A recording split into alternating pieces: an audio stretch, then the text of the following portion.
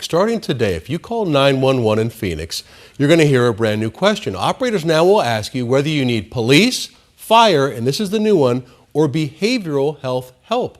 And joining us now to talk more about these programs is Dolores Ernst with the Phoenix Fire Department. Dolores, thank you for being here. Appreciate it. Thank you. How is this going to work? Take me through it.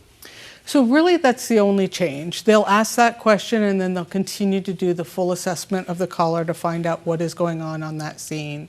So we need people to just be as calm as possible when they're presenting the information to help the intake operators understand what are the services that they need. The whole purpose is to make sure that the right service is sent at the right time.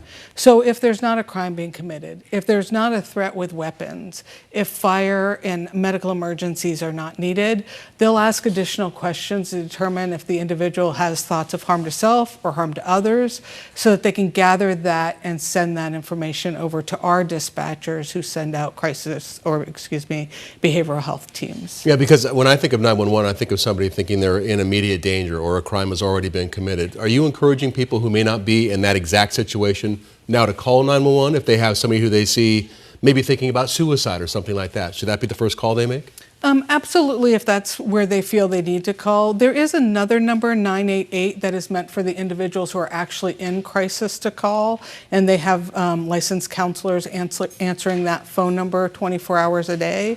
But if you don't know, and oftentimes what we get as far as callers is they're driving into work or something and they see someone who looks like they are under the influence of something. They may be talking to themselves. They may be at a bus stop or lying on the road and they don't know what is going on. They haven't engaged with that person, but they feel like someone needs to come check on that person. And those calls often come to us if they haven't determined that there is a medical need or there's some type of crime going on. And so you're saying starting today, going forward, that they should go ahead and call 911 when they see that?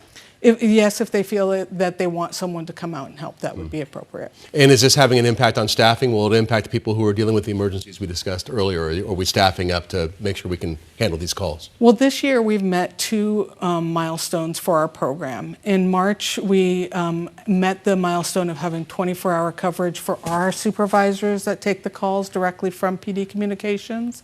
And in July, we met the milestone of having our 9th behavioral health team staffed. So our teams now provide 24/7 coverage, and so there's a team available 24 hours a day to respond to calls. Interesting program. Thank you for coming in and talking about it. I appreciate it. Thank you. I appreciate your time. Tram.